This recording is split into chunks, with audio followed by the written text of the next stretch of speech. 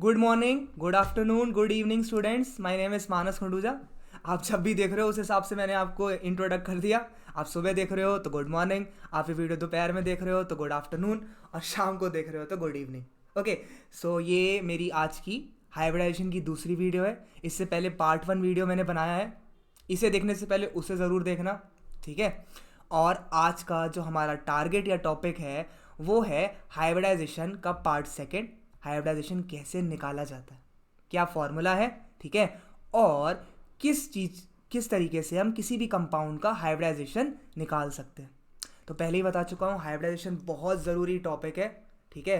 Hybridisation से आपके inorganic chemistry के बहुत से पार्ट इजी हो जाएंगे आपके लिए समझना, और क्वेश्चन तो इसके आते ही हैं कंपटीशन में। चेक कर लेना, टॉपिक वाइज बुक्स ले लेना, किसी भी कंपटीशन की जो बुक होती है ना टॉपिक वाइज होती हैं, उसमें हाइब्रिडाइजेशन देखना और देखना उससे कितने क्वेश्चन आए हैं पिछले सालों में, ठीक है। तो आज की क्लास स्टार्ट करते हैं, पेन कॉपी के साथ रेडी हो जाओ और ट्राई करते हैं हाइब्रिडाइजेशन को सीखना, ठीक है। हम ट्राई तो कर सकते हैं, बाकी फिर क्लास के ऊपर है। तो देखो, आज की क्लास में पिछली बार हमने पढ़ा था, देखो हाइब्रिडाइजेशन क्या होता है, मिक्सिंग ऑफ ऑर्बिटल्स होता है हाइब्रिडाइजेशन, ठीक है।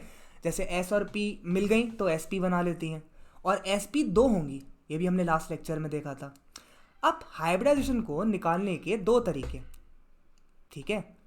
पहला तरीका है कि आप स्ट्रक्चर की हेल्प से हाइब्रिडाइजेशन को निकाल सकते हो, ठीक है।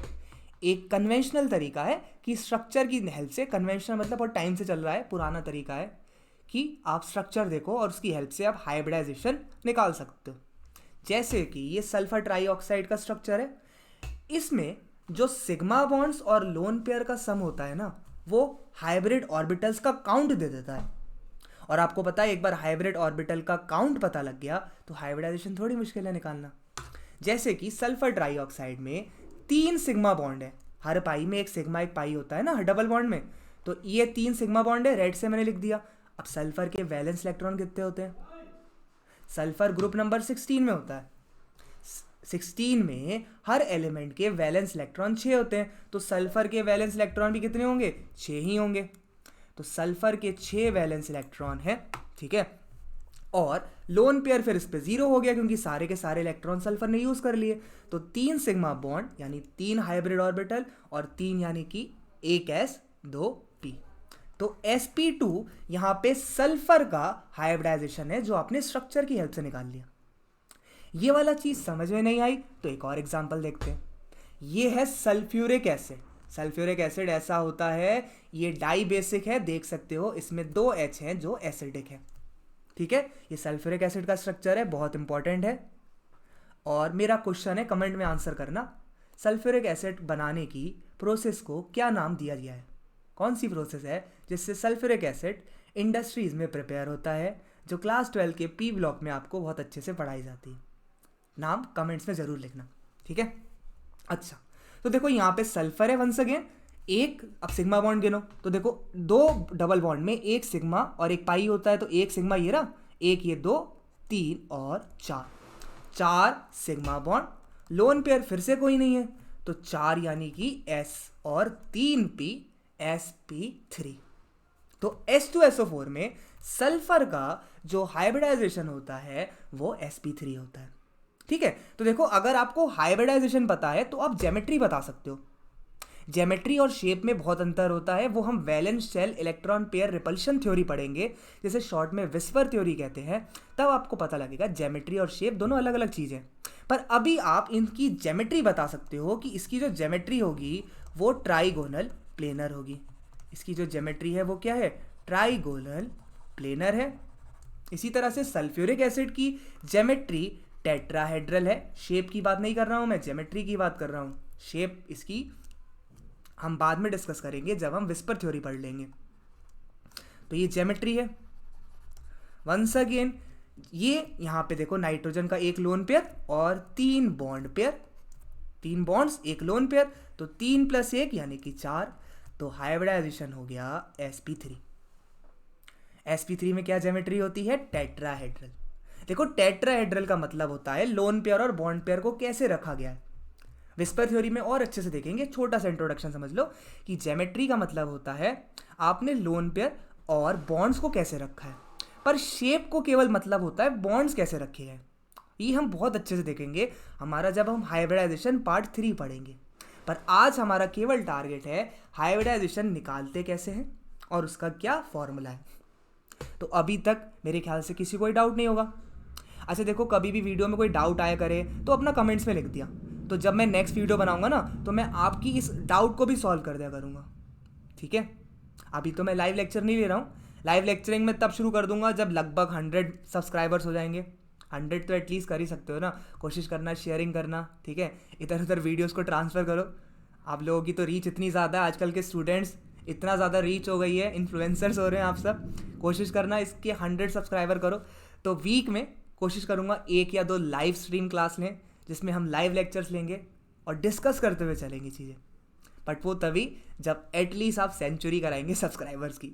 ओके, सेल्फिश है थोड़ा सा, उससे क्या होता है ना, देखो मेरी भी वो बढ़ती है, जितने ज़्यादा स्टूडेंट्स देखते हैं मुझे भी लगता है कि बेनिफिट हो रहा है स्टूडेंट्स का, मेरा भी बहुत ज़्यादा इंटरेस्ट बढ़ता है, फिर मैं और भी ज़्यादा पैशनेट होता हूँ देख के कि व्यूज़ बढ़ रहे हैं, थोड़े सब्सक्राइबर बढ़ रहे हैं, बच्चे देख रहे हैं वीडियो, है ना। तो बस ये थोड़ा सा आपको करना है अपनी तरफ से। एक स्टूडेंट अगर मान लो 30 स्टूडेंट्स हैं, हर स्टूडेंट 2 सब्सक्राइबर भी बढ़वाएगा तो हो जाएगा 100। और फिर हम धीरे धीरे फिर लाइव स्ट्रीमिंग करेंगे और कोशिश करेंगे आपका जो नीट एग्ज़ाम है जो 24 जून या फिर 1 जुलाई को होगा, जो भी संडे है मेरे ख्याल से, जून के लास्ट वीक में या जुलाई के फर्स्ट वीक में, तब तक हम लाइव लेक्चर स्टार्ट कर दें, ठीक है, ताकि सारे इंपॉर्टेंट टॉपिक हम इन 4 महीने में डिस्कस कर लें, ठीक है।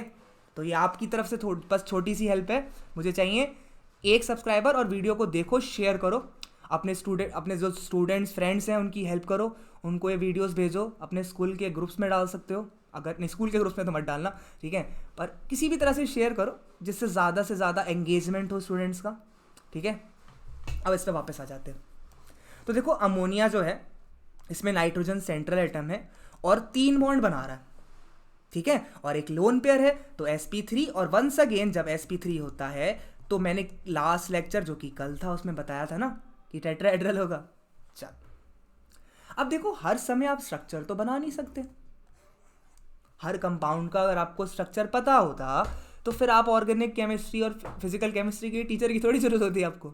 अगर आपको बस मैं नाम बता दूं और अब स्ट्रक्चर बनाना खुद ही सीख जाओ, जैसे मैंने बोला पर क्लोरिक एसिड और आपने फटाफट स्ट्रक्चर बना दिया, तो फिर टीचर की क्या ज़रूरत रह गई, ठीक है। तो हर कंपाउंड का स्ट्रक्चर हर स्टूडेंट नहीं बना पाता। इतने स्ट्रक्चर याद रखना आसान नहीं है, क्योंकि आपको केवल केमिस्ट्री नहीं पढ़नी, आपको फिजिक्स, मैथ और बायो भी पढ़नी है। तो पूरी तरह से केमिस्ट्री को नहीं दे सकते, तो हमें शॉर्ट ट्रिक्स की ज़रूरत होती है, ठीक है ना। अगर आप केवल केमिस्ट्री पढ़नी होती या आप बीएससी में जा रहे होते, रिसर्च कर रहे होते, तो आपको लगभग स्ट्रक्चर्स पता होते, बट अभी इतना टाइम नहीं है। तो शॉर्टकट होता है इसको निकालने का, जो है z = 1/2 VMNP।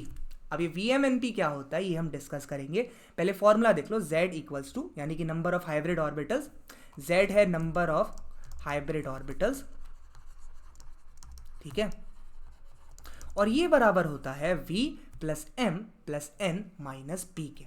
तो V है valence electron on central atom, valence electron central atom के कितने, जैसे कि फॉस्फोरस है सेंट्रल एटम, तो फॉस्फोरस कौन से ग्रुप में होता है, 15th में होता है, ठीक है, 15 में होता है। मेरे जैसे ही मैं क्वेश्चन पूछूँ ना, खुद ब खुद आंसर करने की कोशिश किया करो, पॉज कर दिया करो, तभी तो पता लगेगा तुम्हें चीज़ें आती है कि नहीं आती। तो फॉस्फोरस ग्रुप नंबर 15 में होता है, और हर ग्रुप नंबर 15 के एलिमेंट के वैलेंस इलेक्ट्रॉन होते हैं 5, ठीक है। तो 5 वैलेंस इलेक्ट्रॉन, यानी कि C का ऑप्शन आंसर हो गया, मतलब C जो हो गई हमारी यहाँ पे वो हो जाएगी 5, ठीक है।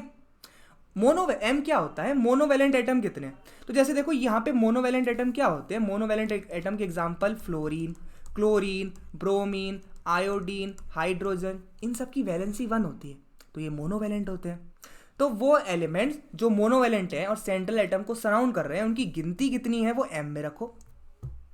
N है नेगेटिव चार्ज, तो अगर तुम्हारा नेगेटिव चार्ज है कंपाउंड पे तो उसे ऐड कर दो, और अगर पॉजिटिव चार्ज है तो उसे सब्ट्रैक्ट कर दो, ठीक है।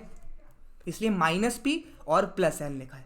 नेगेटिव चार्ज को ऐड कर दो, पॉजिटिव चार्ज को नेगेटिव चार्ज को ऐड कर दो, पॉजिटिव को सब्ट्रैक्ट कर दो। तो फॉर्मूला लिख लो, और अब हम इसके ऊपर टोटल 8 क्वेश्चन करेंगे। मैं सारे क्वेश्चन करूँगा, लेकिन आपको मेरे सारे सोल्यूशन नहीं देखने, आप मेरे साथ क्वेश्चन करते चलो, वीडियो पॉज करते कर, ठीक है। सबसे पहला क्वेश्चन मैं कर देता हूँ, फिर बाकी सारे क्वेश्चन हम मिल के करेंगे, ठीक है। तो देखो सबसे पहला है ज़ेनॉन का हाइब्रिडाइजेशन पूछा है इस कंपाउंड में। तो देखो सेंट्रल एटम ज़ेनॉन है। सेंट्रल एटम एक तो बहुत बड़ा होता है, सबसे बड़ी चीज़ है वो बड़ा होगा, और उसकी इलेक्ट्रोनेगेटिविटी कम होती है, ठीक है। अगर आप किसी को सेंट्रल एटम बनाना चाह रहे हो तो एक तो वो बड़ा होना चाहिए साइज में, और उसकी इलेक्ट्रोनेगेटिविटी कम होनी चाहिए, ठीक है। सेंट्रल एटम सबसे बड़ी चीज़, बड़ा होना चाहिए, बिग साइज, मतलब कंपैरिजन में बड़ा होना चाहिए, और इलेक्ट्रोनेगेटिविटी लो होनी चाहिए उसकी। तो यहाँ पे ज़ेनॉन है, ज़ेनॉन कौन से ग्रुप में होता है? 18 ग्रुप में होता है, तो उसके वैलेंस इलेक्ट्रॉन 8 हो गए। अब मोनोवैलेंट एटम कितने हैं? ऑक्सीजन मोनोवैलेंट होता है? नहीं होता, वो तो डाईवैलेंट होता है। तो 4 फ्लोरीन जो कि मोनोवैलेंट है, तो 8 + 4 कितना होता है? 12। 12 को 2 से डिवाइड करो तो 6 यानी कि एक S 3P और 2D, तो sp3d2 हो गया। और ज्योमेट्री की बात करें तो ज्योमेट्री क्या हो जाएगी? शेप की बात नहीं कर रहा हूं मैं, ज्योमेट्री की बात कर रहा हूं, वो ऑक्टाहेड्रल हो जाएगी। केवल ज्योमेट्री निकालना सिखा रहे हैं आज के लेक्चर में, शेप की बात हम नेक्स्ट लेक्चर में करेंगे। फिर XeF4 की बात करें तो वंस अगेन, अब पॉज कर लो, खुद ने करना है तुम्हें क्वेश्चन। तो देखो पॉज करने के बाद अब तुम आंसर चेक कर रहे होगे, तो देखो ये है 1/2। ज़ेनॉन सेंट्रल एटम है, ज़ेनॉन सेंट्रल एटम है, तो 8, मोनोवैलेंट एटम 4, ठीक है। तो इसकी भी ज्योमेट्री क्या होगी? Number of hybrid orbital 6, hybridisation फिर से sp3d2, और इसकी ज्योमेट्री भी ऑक्टाहेड्रल होगी, ठीक है। अब यहाँ पे सेंट्रल एटम नाइट्रोजन है। देखो नाइट्रोजन और ऑक्सीजन में किसकी इलेक्ट्रोनेगेटिविटी ज़्यादा होती है? ऑक्सीजन की। तो सेंट्रल एटम ऑब्वियसली कौन होगा? नाइट्रोजन होगा। साइज के हिसाब से भी देख लो, नाइट्रोजन बड़ा होता है ऑक्सीजन से, ठीक है ना। तो नाइट्रोजन पे वैलेंस इलेक्ट्रॉन होते हैं। पॉज करके तुम्हें खुद वीडियो सॉल्व करना है क्वेश्चन, और पॉज करने के बाद मेरा आंसर देखना। तो नाइट्रोजन पे वैलेंस इलेक्ट्रॉन है 5, प्लस मोनोवैलेंट एटम कोई है? कुछ भी नहीं है, तो 0, ये तो डाईवैलेंट होता है ना। और चार्ज है माइनस का, तो उसको कर दो ऐड, तो 5 + 1 6 डिवाइडेड बाई 2 3 यानी sp2। तो वंस अगेन ज्योमेट्री निकाल रहा हूं मैं, शेप नहीं निकाल रहा हूं। ये मत कहना नाइट्रेट की शेप होगी ट्राइगोनल प्लेनर, इसकी ज्योमेट्री होती है ट्राइगोनल प्लेनर। क्या होती है? ज्योमेट्री होती है ट्राइगोनल प्लेनर, इसलिए मैं जी लिखता जा रहा हूं उनके नीचे, ठीक है। और कोई भी डाउट, अगर आपको लगता है इस वीडियो में कोई भी चीज़ गलत लग रही है, ठीक है, या लग रहा है कि सर ने ये चीज़ एरर कर दिया है, तो आपको कमेंट्स में लिखना हो, ताकि मैं आपको उसका सल्यूशन नेक्स्ट वीडियो में दे सकूं, ठीक है। अच्छा, अब इस 4th क्वेश्चन को करते हैं। आज का टारगेट देखो हमारा केवल हाइब्रिडाइजेशन निकालना सीखना है और ज्योमेट्री के बारे में सीखना है। कल हम valence shell electron pair repulsion theory पढ़ लेंगे, तो हाइब्रिडाइजेशन हमारा पूरा हो जाएगा, और हम हर तरह के कंपाउंड की शेप भी बता सकते हैं, ठीक है। तो H2S में सेंट्रल एटम सल्फर होगा, क्योंकि सल्फर बड़ा होता है। 1/2 सल्फर के वैलेंस इलेक्ट्रॉन 6, मोनोवैलेंट एटम 2, तो फिर से आपका sp3 आ जाएगा, क्योंकि ये 4 आ रहा है, ठीक है। और sp3 यानी कि ज्योमेट्री टेट्राहेड्रल। अब यहाँ पे XeO2F2 है, तो देखो ज़ेनॉन पे कितना सेंट्रल एटम है, सॉरी क्या वैलेंस इलेक्ट्रॉन है? 8। ऑक्सीजन को गिनूंगा? नहीं गिनूंगा, तो 0, प्लस 2 फ्लोरीन है, चार्ज कोई है? 0, कोई चार्ज ही नहीं है। कोई चार्ज नहीं है, तो आपका हो जाएगा 8 + 2 यानी कि 10 डिवाइडेड बाई 2 5। अच्छा, 5 में क्या ज्योमेट्री होती है? 5 में क्या ज्योमेट्री होती है? हाइब्रिडाइजेशन तो मैं बता दे रहा हूँ, sp3d होती है। 5 में क्या ज्योमेट्री होती है? 5 में ज्योमेट्री होती है ट्राइगोनल बाई पिरामिडल, ठीक है। अच्छा, इस H2S के बारे में मेरा एक छोटा सा क्वेश्चन है। एक तो मुझे ये बताना कि ये रिड्यूसिंग एजेंट होता है या ऑक्सीडाइजिंग एजेंट होता है, कमेंट्स में। और दूसरी चीज़, इसकी स्मेल कैसी होती है, ठीक है। इस H2S की स्मेल बहुत अलग सी होती है, और वो कभी कभी पूछ ली जाती है कि ऐसी स्मेल है, गैस निकल रही है, उसकी स्मेल है। तो H2S को उसकी स्मेल से जाना जाता है, तो दो क्वेश्चन है H2S से रिलेटेड मेरे, कि एक क्या ये रिड्यूसिंग एजेंट है और क्या ये ऑक्सीडाइजिंग एजेंट है, और दूसरा इसकी स्मेल को पर्टिकुलरली क्या वर्ड या फिर सिंबलाइज्म या फिर मतलब क्या सिमिलैरिटी दी गई है कि इससे मिलती जुलती स्मेल होती है। तो वो आज कमेंट में जब भी आप वीडियो देखो उसे ज़रूर लिखना। अब ये कौन सा एनायन है? इसे सल्फाइड कहते हैं, सल्फाइड एनायन कहते हैं। अब सल्फाइड एनायन में फिर से सेंट्रल एटम देखो कौन है? सल्फर है, क्योंकि वो ऑक्सीजन से बड़ा होता है। 6 उसके वैलेंस इलेक्ट्रॉन। अच्छा, मोनोवैलेंट एटम है कोई? ऑक्सीजन तो डाईवैलेंट होता है, तो 0।